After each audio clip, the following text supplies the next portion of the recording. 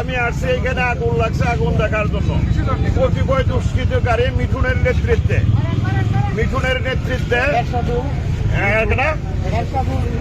এরশাদুল কেডা, আমরা বলুন যে থাকে এরশাদুল, মিঠুন আর কেডা?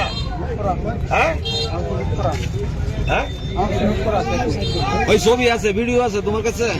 ভিডিও করতে পারে আমরা দৌড়ান দিছি